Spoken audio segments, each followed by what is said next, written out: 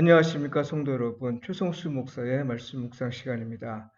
온전한 예배를 위해 캄보디아 바탄방 신학교에서 제공합니다. 오늘 본문은 학개 1장 1절로 15절까지의 말씀이고요. 황폐한 성전, 황폐한 삶, 이 제목으로 말씀을 묵상하겠습니다.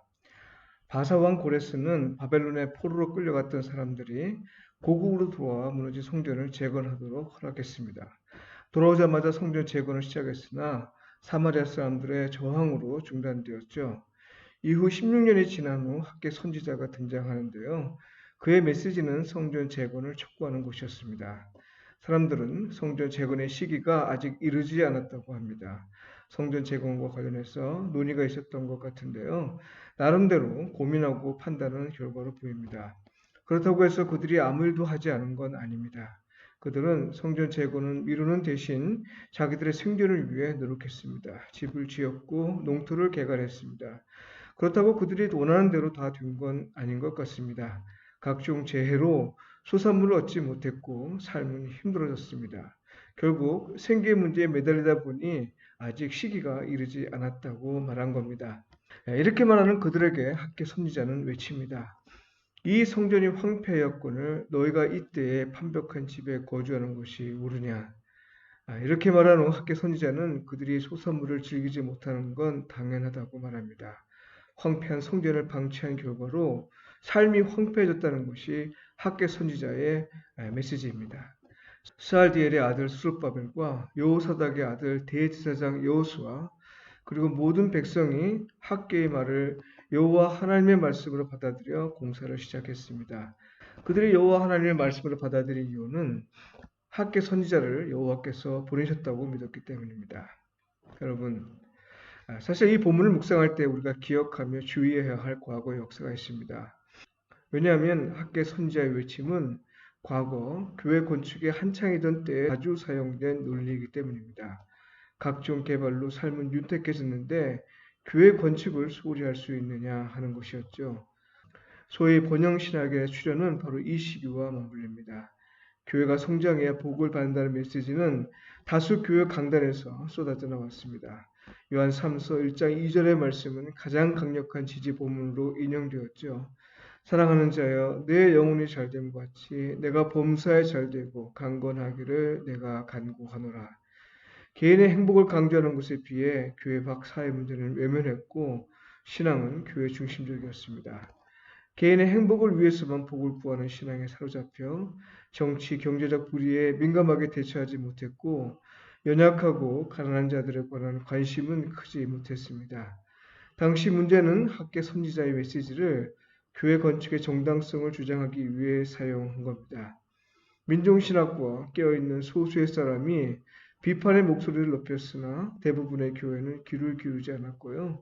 성도 가운데 이런 설교에 이의를 제기하는 사람은 거의 없지 싶습니다. 왜냐하면 너무나도 잘 들어맞는 논리였기 때문입니다. 그러나 이건 잘못된 해석이었습니다. 먼저 교회를 성전으로 이해한 것부터 잘못입니다. 게다가 성전 재건의 논리를 성전 건축에 적용한 건 옳지 않습니다. 학개 선지자는 삶이 각종 재해로 황폐해진 상황을 두고 그것이 성전 재건의 시기를 미루고 생계의 문제에 전념한 까닭이었다고 지적한 겁니다. 어떤 이유로 중단되었든 그것을 포기하고 자기 생계 문제 해결에 전념한 건 옳지 않다는 겁니다. 생계 문제가 현실로 나타났다 해도 성전 재건을 계속하면 하나님이 함께 하실 것임을 약속하셨습니다. 이것이 번영만을 약속한 것이 아님에도 불구하고 한국교회는 번영에 대한 약속으로 곡해했습니다. 더 잘 살기 위해 교회를 건축해야 한다고 설교하였습니다.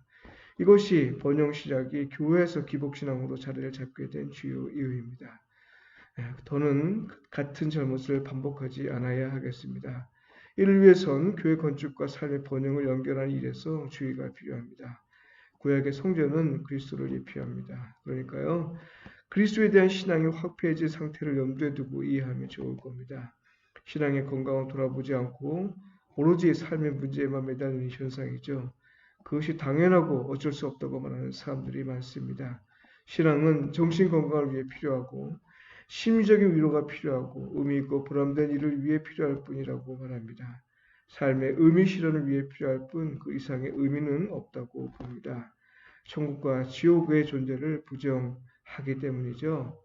학계 선지자의 메시지는 바로 이런 생각과 태도와 가치관을 겨냥합니다. 하나님과의 관계를 오직 자기 삶의 의미와 목적과 본영을 위해 필요할 뿐이라고 보는 것, 이런 태도를 경고한 거죠. 물론 신앙을 위해 삶을 포기하는 건 옳지 않습니다. 기독교 신앙에 대한 열심 때문에 타종교와 타종교인에게 배타적인 태도를 보이는 것도 옳지 않습니다.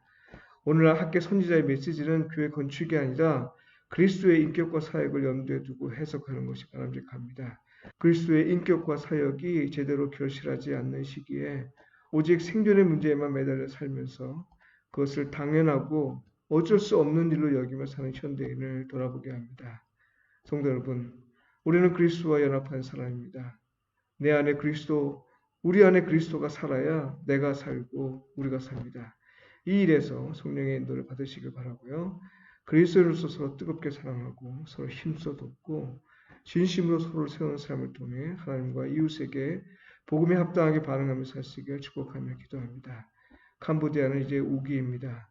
야외 활동에 제약이 많은 시기 아니죠. 많은 교회에서 단기 선교팀을 보내 짧은 시간 동안 복음 사역을 합니다. 무엇을 하든 그들의 선교 열정을 배우고 또한 예수 그리스도의 복음만 전해져서 캄보디아에서 복음의 결실이 많이 맺히도록 기도해 주십시오. 기도드리겠습니다.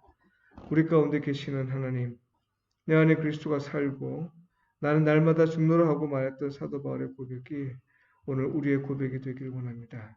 내 안에 그리스도가 살아야 나도 살고 우리 교회도 살고 또 우리 삶도 살게 됨을 믿사오니 이 일에서 성령께서 강하게 역사하여 주옵소서. 예수님의 이름으로 기도드립니다. 아멘.